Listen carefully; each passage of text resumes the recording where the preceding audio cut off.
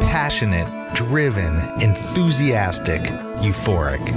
This is who we are as entrepreneurs. But how we leverage these incredible attributes to dream and build businesses that scale and grow is what this podcast is all about. Hello, I'm attorneypreneur Josh Brown, and welcome to Franchise Euphoria.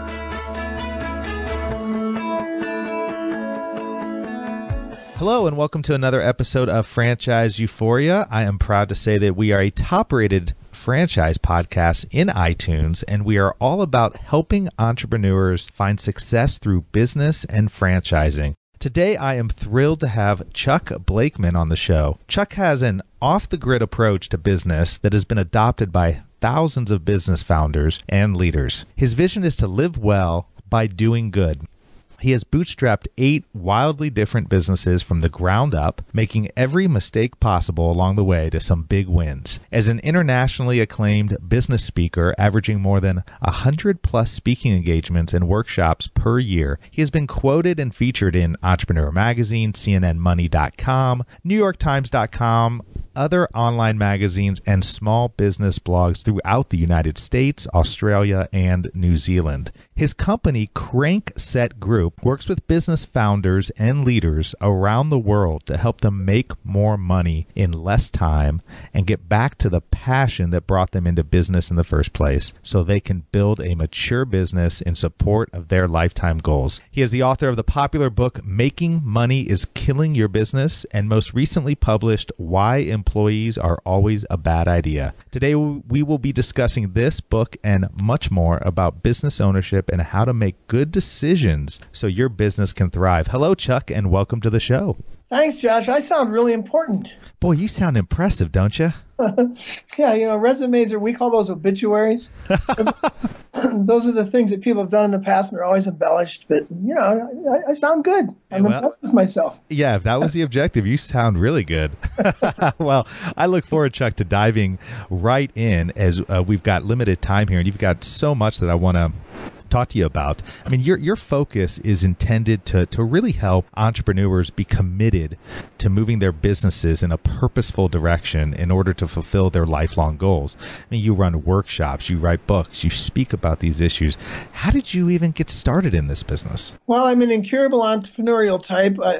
Some people are business owners, meaning they had an entrepreneurial spasm and they went out and they started a business, and they've done that for 35 years. I take the opposite approach. If people tell me there's something that others can't or won't do, or can't be done, or I can't do it, then that's what I end up doing. And so I ended up with 8 businesses I count and 3 or 4 more that I don't even count that weren't businesses, but just attempts at things. And I think it's just from being an entrepreneurial, addicted to entrepreneurialism.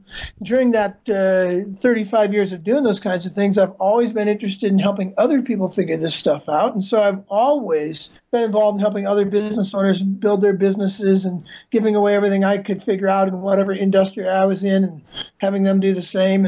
And so it was really a phone call from really my best friend in the world who lives in Belfast, Ireland, a man named John Heenan, who owns a company there similar to one of the ones I owned in the fulfillment distribution industry years ago. We met in about 2001 or 2. And he called me one day in 2006 and said, "Chuck, you're bored." And it's always good to have friends who will shoot straight with you. And I said, "What do you mean I'm bored? How do you know I'm bored? You're in Belfast, I'm in Denver." He says, "Because you have a 1.9 handicap, and anybody with a 1.9 handicap is either bored or they're trying to go on tour, and I know you're not trying to go on tour, so you need to do something else." And he's the one who actually suggested that I should get involved in helping other business owners as a full-time business and dump the other stuff I was doing. So that's how I got into this. And in the end of 2006, we started the Crankset Group, and our objective was to use my 30 plus years of doing things wrong and right to help other people figure it out and figure it out in a lot less time than it took me.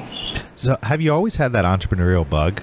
Yeah, I didn't, you don't know it. You look back, you realize, yeah, I probably always did, because even junior high, high school, college, I was always thinking differently than everybody else around me and seeing the world through eyes that I thought were normal. And, later on you realize that you were the weirdo and the other people were normal. So I've always seen the world that way. And right from the get-go, I was taking risks that other people wouldn't take, and really living adventurously in the sense of always asking myself, what is it others can't or won't do that needs to be done? I'll do that. Well, I love that, and I think that there's a lot of people out there, especially in my audience, who are right now trying to think about, maybe they're in a corporate position, maybe they've been in middle management or upper management at a corporation for a long time, or maybe they've been recently downsized, but maybe they've had that sort of inner bug where they've ignored it for years and years. And they're trying to decide, should I go out and launch my own endeavor, or possibly look at a franchise business? And one of the things it sounds like with you is you always recognize that in yourself and always acted on that. I know from my own personal experience as an attorney, I mean, my first 5 years in practice, I always wondered why I would find great success at the law firms I was at, but then I would become disinterested. And I always looked at it as maybe a problem with myself. But now looking back, I say, no, it's because I had that entrepreneurial thing. I just didn't recognize it at the time. Yeah, I think it took me years to realize I actually don't even like running companies. I just like starting and building them. And then somebody else needs to maintain it, because if they don't, I'll kill the company and everybody else in it. I'm just not good at that. And so you need to know what you're good at. And I think most people do not need to try and become a serial entrepreneur. I think, thank God there's not that many of us, because those are the people who, they have big gains, but they're also the people who wreck father-in-law's retirement funds, and they leave a big wake behind them. So most people are going to fall in the category of starting a business once or twice in their lifetime. And you're right, it's going to be a bug that percolates in them, and at some point they're going to get tired of working for the man, and they're going to have an entrepreneurial spasm, as Gerber calls it, and they're going to wake up one morning and say, I've had it, I'm going to do this myself. And then 3 weeks later, after they've already cut the cord, they're going to panic and say, what in God's name have I done? But by then it's too late, and they're on the road, and they'll be fine. I think one of the things that people could take comfort in, Josh, is that owning your own business is actually normal, and not owning your own business is actually not normal. Pre-factory system, which really didn't get rolling until about 1850, pre-factory system, the estimates are that 80 to up to 90% of people worked for themselves. Today, it's somewhere between 8 to 15%, depending on which number you look at. So it's a complete reversal of normal. And I think we'll eventually get back to normal as people get back to living locally. We're going to have a resurgence of a lot more small businesses taking place of some of the bigger businesses that will become unnecessary. So people who are feeling like, I'm scared to do this, they need to realize the only reason they're scared is because they have 150 years worth of history that has taught them that normal is an employee, and that's not true. Well, I think that's a great segue into your newest book, Why Employees Are Always a Bad Idea, which I love the title, by the way, because just reading that title gets me thinking, what is this book about? But you speak a lot about the industrial age and the now what you call the participation age. Let's break that down a little bit for the audience, because I want to talk about this book. I think it's totally applicable to what's going on in our economy and the sort of the mindset and the shift, as you just kind of briefly touched on, with what's going on with business in general. But I think a good place to start might be for you to give a little bit of a background on this book and why you decided to write it.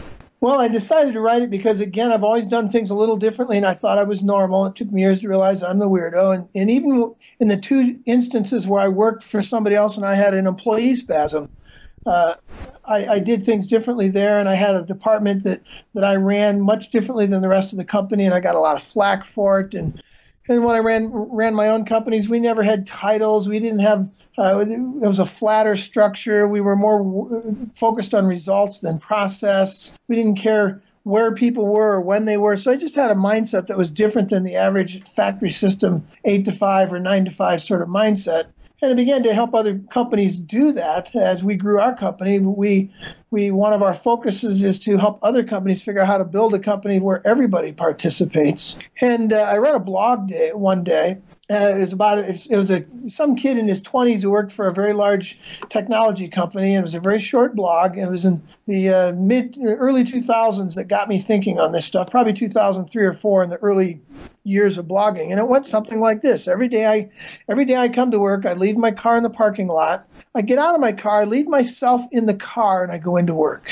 And I come out at noon and I reunite with myself for an hour. Then I leave myself in the car and I go back into work. I do this every day. And I always hope that I'll get out at the end of the day in time to reunite with myself before I'm gone. It was a haunting post. Yeah. The understanding of that work is only meaningful it's a means to an end. Work itself is not meaningful, but it's simply the thing I have to do in order to go be myself somewhere else. We don't bring the whole messy person to work, just bring the part that's the extension of the machine, the whole industrial age mindset. And so what it woke me up to was that even though the industrial age was gone, the front office business practices that dominated the industrial age still dominate the front office of every technology, pharmaceutical, and every other company in the world. We're still riddled with what I call the business diseases of the industrial age. And employees are just one of them, that mindset of having people come to work without bringing the whole person to work. So that took me on a journey to figure out how to write this stuff down so that other people could be freed of it. And I can tell you that the difference really is that an industrial age company is still doing the things that make Dilbert funny. So if you want to know what an industrial age company is, just look at Dilbert. That's an industrial age company. Dilbert was relevant in 1910. And it's just as relevant in 2010. It's the exact same guy with the exact same tie. The only difference is that the product that they're slinging is different. But the industrial age business practices are in full bloom in the front office. And until Dilbert is not funny, we still have the industrial age with us. So a participation age company is radically different than that. They've shed the business diseases of the industrial age, which have to do with the industrialist mindset itself, with employees, managers, 9-to-5 time-based environments, retirement, other silly industrial age diseases. A participation age company rejects all that worn out stuff. And it's built on two things, and that is that they invite everyone in the environment to participate in the building of a great company, and everyone shares in the building of that great company together, including in the profits and in other ways. It's a company that invites the whole person to work, not just the part tied to the machine. And specifically, it's a company where leaders hire people they will never have to manage, because there really are no employees in a participation age company. There's not even managers. There's just stakeholders.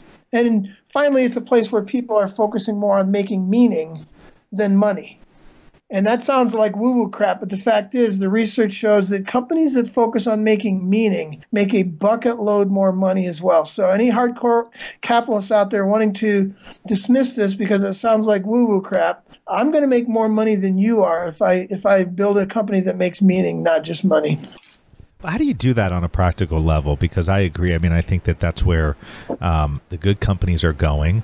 I think that there's a lot of companies out there that are striving, I would say, to do that. But what they're finding is, from a practical standpoint, they just don't know how.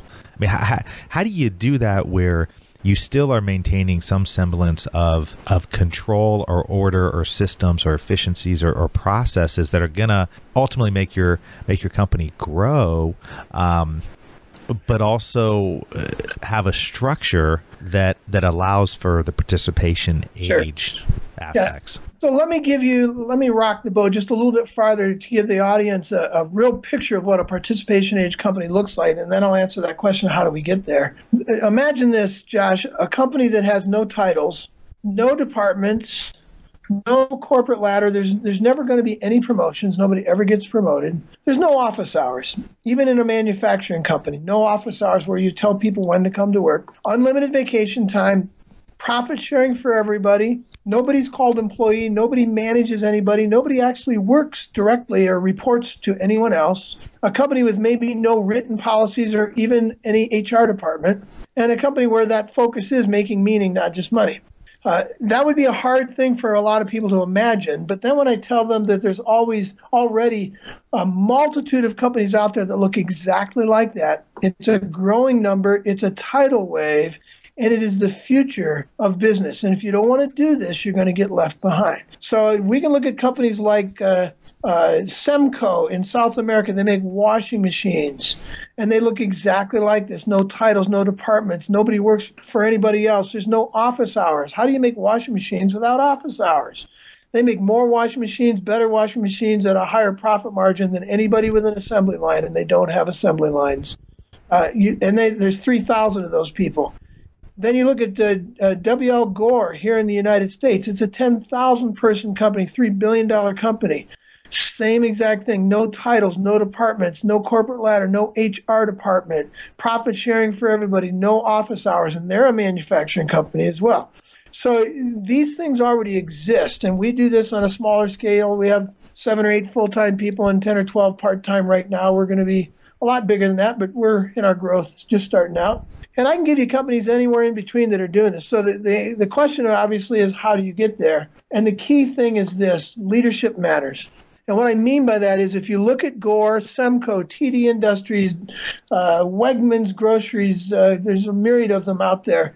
What you'll find is that the leaders believe something different than the industrial age mindset, and it's simply this.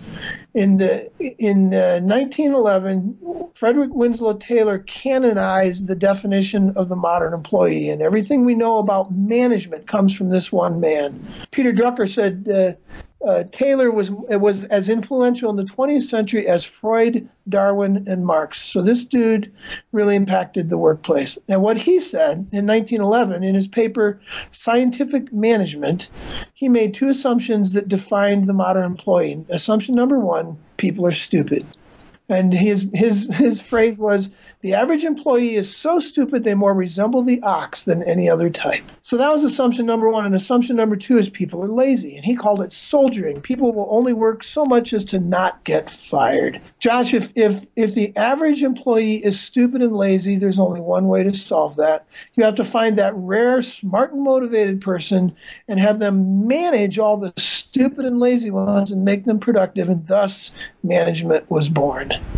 But does a lot of this go back to how you hire?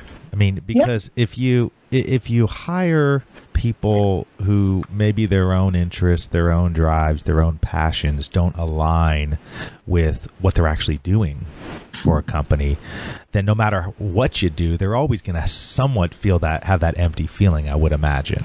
Absolutely. But see, this, Josh, this goes right back to what I was saying to begin with. It's about the leadership. If you believe that everybody is stupid and lazy, you set up a hiring process for stupid and lazy people. You set up processes for stupid and lazy. You set up systems. You manage. The entire thing is set up with the assumption that people are at least mildly not as smart as you and at least mildly less motivated. And so you have an entire infrastructure set up to invite and control stupid and lazy people. But what if you don't believe that? What if you believe people are inherently smart and inherently motivated, and they all want to be adults, and they all want to take responsibility for their lives? They all want to make meaning, not just money. What if you believed that? Then your hiring process on out, everything from your hiring process through the way you set up your entire company structure, will be radically different than the basic industrial age mindset. And that's the difference. If you believe people are smart and motivated, your hiring practices will be different. We have a 10-step hiring practice.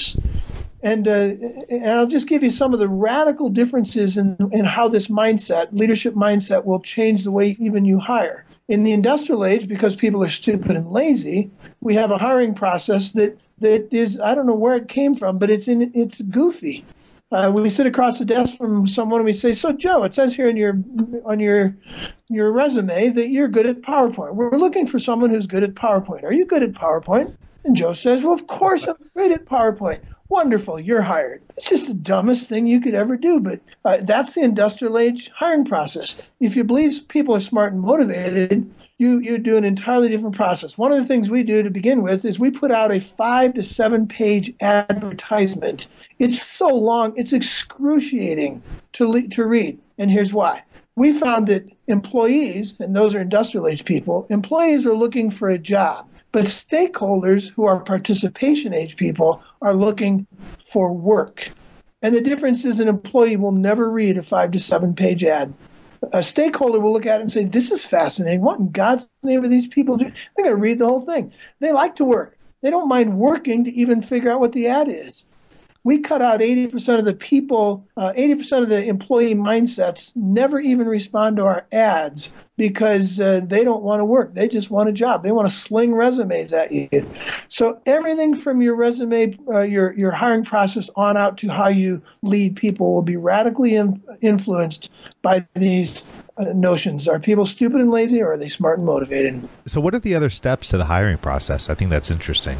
Well, step number one is to put that ridiculous 5 to 7 page ad out there. And depending on how much detail you're asking for, if you want a highly detailed person, we bury this in the middle of an ad and say, by the way, do not send us your resume. Just answer these 7 culture questions.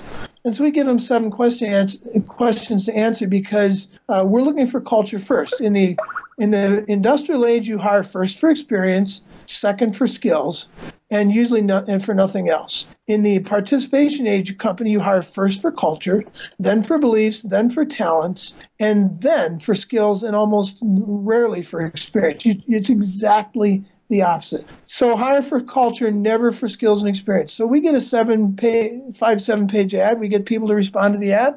If they send a resume, we don't even respond. We just delete the ad or delete the response. They can't follow instructions. They can't follow the most basic of instructions. And then we read their 5 to 7 answers to the culture questions. If we think that we absolutely fall in love with their culture questions, we call them up. We talk to them some more. And then we test them for talents, because talents are things you can't teach. And I'd rather get somebody who is highly outgoing and gregarious and really people-oriented and teach them sales than to get someone who's highly skilled at sales who doesn't have the talent for it.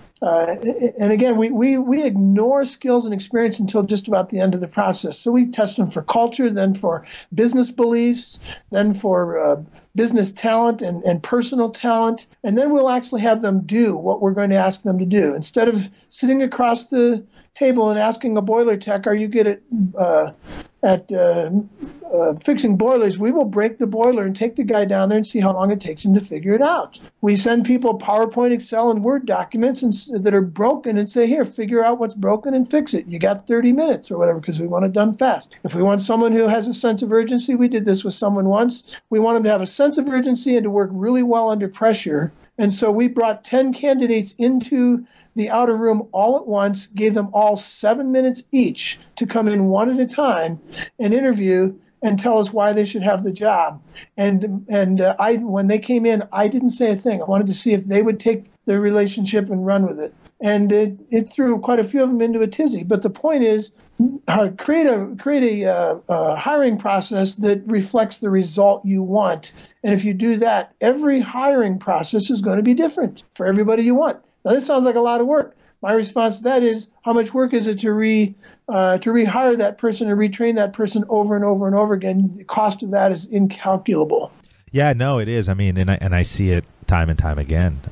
You see it in across the board. People make bad hires, bad decisions. And it's hard doing it. That's the other thing. It's hard doing it the old way as well. I mean, how well can you really get to know somebody, even just looking at the resume and talking to them for 20 minutes? If you look at Semco, Joe, Semco is a good example. If you have a good hiring process, the average turnover in a manufacturing facility is in the 30 to 40% range per year. Their turnover is less than 1% per year. That means out of 3,000 people, they lose 20 to 25 people every year.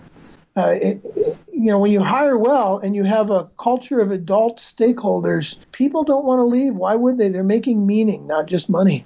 But how do you organize that? So are you a proponent? I mean, you mentioned Gerber earlier, obviously wrote E-Myth Revisited. I love that book. And he's a big proponent of systems and processes and efficiencies.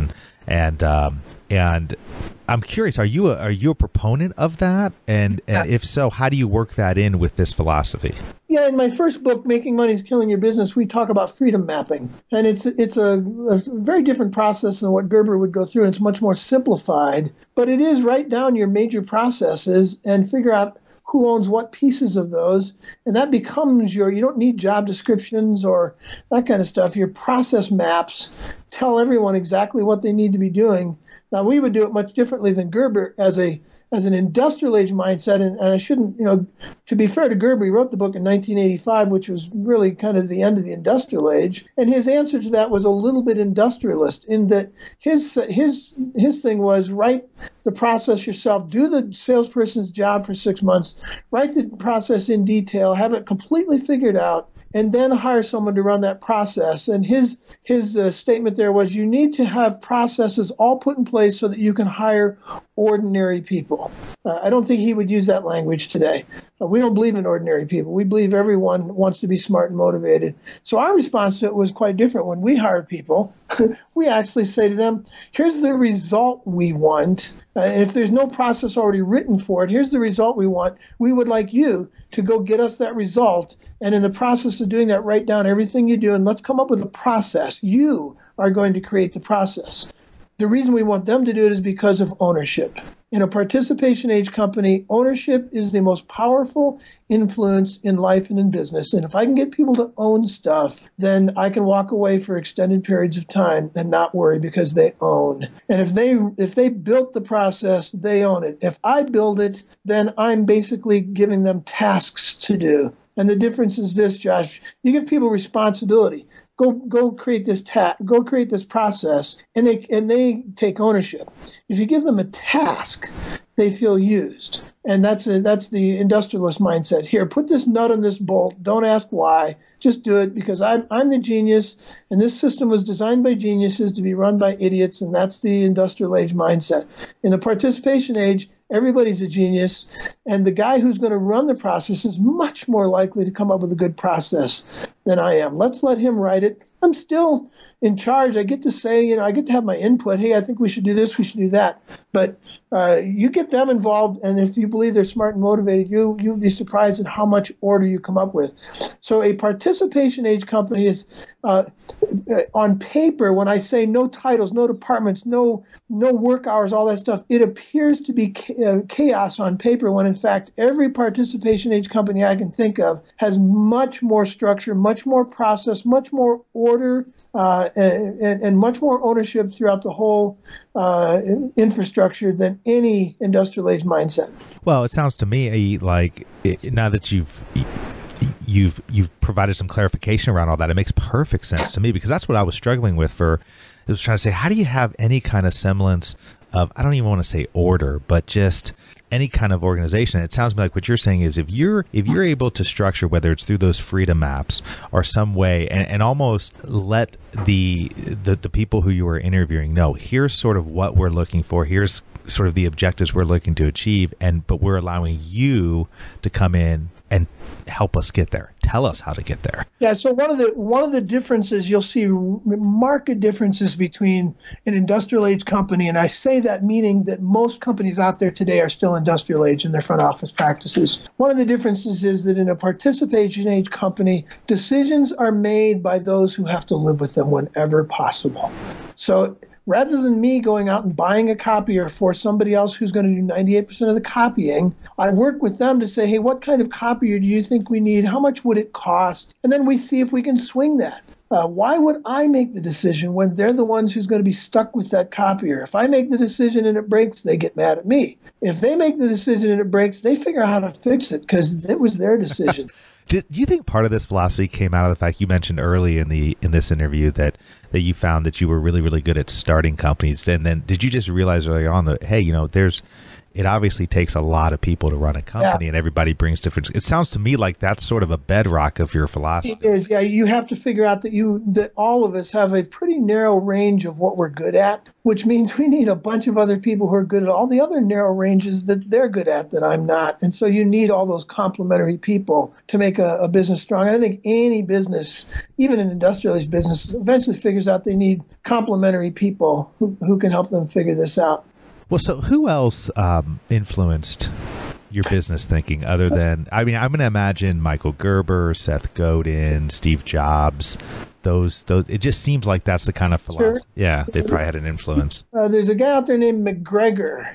He wrote a book in 1960 called The Human Side of Enterprise, Douglas McGregor. And Douglas McGregor was so far ahead of his time that he was ignored for the most part. And he came up with this concept of Theory X, Theory Y, which was building basically a response 50 years later to Taylor's stupid and lazy conundrum.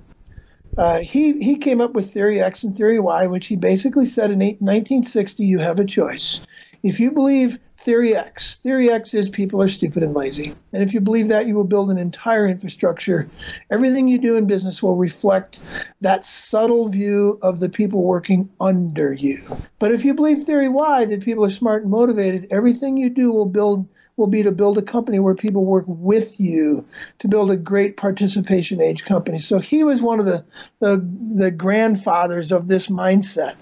W.L. Gore, the guy who started, Bill Gore, that started the company Gore. They make Gore-Tex, the fancy material. He started his company in 1959 using this mindset. And again, he rejected the whole industrial age thing. I don't know how he figured this out when he was steeped in the height of the industrial age. He started a company that rejected the whole thing, and they've had a participation age company for 60 plus years now. It's phenomenal. No titles, no departments, no office hours, no managers. One of the famous statements that comes out of Gore, 10,000 people, $3 billion. One of the famous statements comes out of there from one employee. They're a stakeholder, they're not employees. The guy said, if anybody here ever told anybody else what to do, nobody would ever work with that person again. Now, that doesn't mean they don't have leaders. They do have leaders, but guess how you become a leader at Gore? You can become a leader because people are following you. They've decided you have some value to add to their lives, so they say, hey, can I get lunch with you? Can I have a meeting with you? And people begin to see that, and then they look at it and say, you must be a leader. Why do you see that? Well, people are following you. And so you become a leader. And guess when you're no longer a leader? Nobody's following you. But nobody reports to anybody else. So again, that appears like chaos. Here's a way around that mechanically and mechanistically. The difference is this: at Gore and Semco and all the other participation age companies, they organize into pods. Mammals are made to live in community, and people are mammals, so we organize into pods.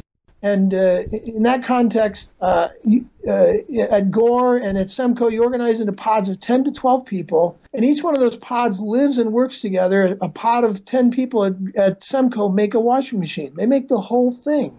And every 6 months, they vote on who gets to stay on the island. Nobody decides on who gets to be hired and who gets to be fired except that pod. They also decide on how much each other is going to make. Here's an X amount of salary that can be distributed amongst this pod, and they blind vote every 6 months on who makes what. So all management decisions are made by the pod. And Josh, if you've ever been an employee, like I was a couple times, and you have other people doing the exact same job as you are, the employees know exactly who is pulling their weight and who isn't, while the managers are completely clueless. Yeah. What if all these industrial age managers were done away with and they actually let the employees vote on who got to stay on the island? 50% of management problems would be fixed overnight.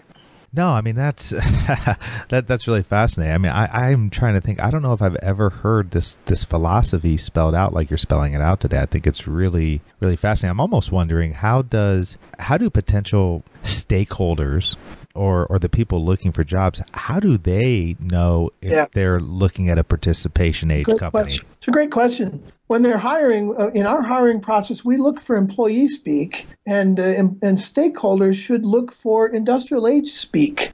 And what I mean by that is, if you're looking at the ad or if you're interviewing with someone, when we're interviewing someone, what we don't want to hear as their first salvo is, well, tell me, how much vacation do I get? What's the pay rate for this thing? How often will I get promoted? How many sick days do I get? What's the 401k look like? That's all industrial age victimology, employee/child speak. And the same thing is true for a stakeholder. If the stakeholder looks at an ad and the ad says, we have great benefits as their lead deal, I think you want to just stay away from that, because these guys are selling a dependency environment where we want to make sure you get hooked on the company. So they ask those kinds of questions, and they ask They ask questions about meaning. Well, how will I make decisions here? Who makes decisions, and how decisions get made? And the stakeholders should be asking why questions. It's one of the more powerful differences between a participation age versus an industrial age company. In the industrial age company, again, it was a system designed by geniuses to be run by idiots. And so the most human of questions is why. And in industrial age question, the industrial age company, the least attractive question is why. Nobody wants you to ask why. It's the most human, and you're not allowed to ask it. In a stakeholders environment, that person should be asking why of everything that they're doing in that interview. And if the company isn't embracing that, they should embrace that and say, man, thanks for asking why. Here's exactly why we do that. Let me tell you why.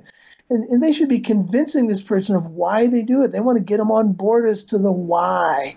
So why becomes one of the more important things a stakeholder can ask in an interview. And if the person they're interviewing with gets annoyed by that question, you've got someone who has designed a system designed by geniuses to be run by idiots. Run, baby, run.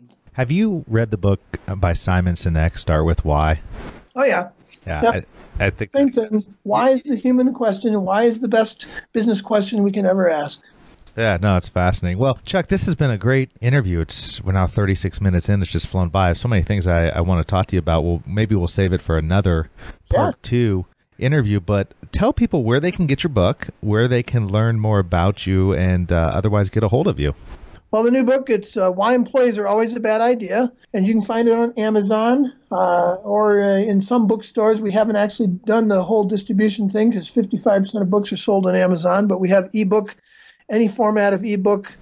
We can go there as well. And even though it's published in 2014, we let out some early releases, and somebody named it their top 10 book of 2013. So we have to get somebody to rename it for 2014. But, we got a good start. So whyemployeesarealwaysaBadIdea.com. You can get it there, or you can get it on Amazon or in ebook and hard copy form. Well, great. Again, thank you for taking time. You're doing some great stuff. You definitely have a really interesting and a philosophy that I think is making its way around, and people are starting to realize it's a better philosophy than the old way of doing things. So thank you for sharing that. I look forward to following what you're doing. Great. Let's do it again, Josh. Thanks.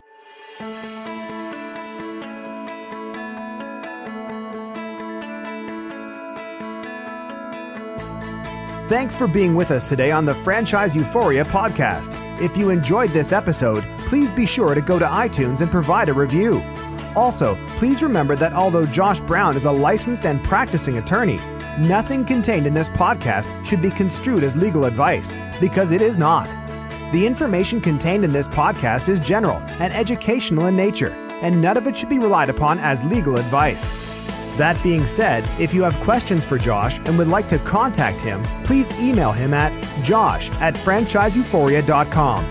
Thank you so much for listening, and we hope you tune in to our next weekly episode.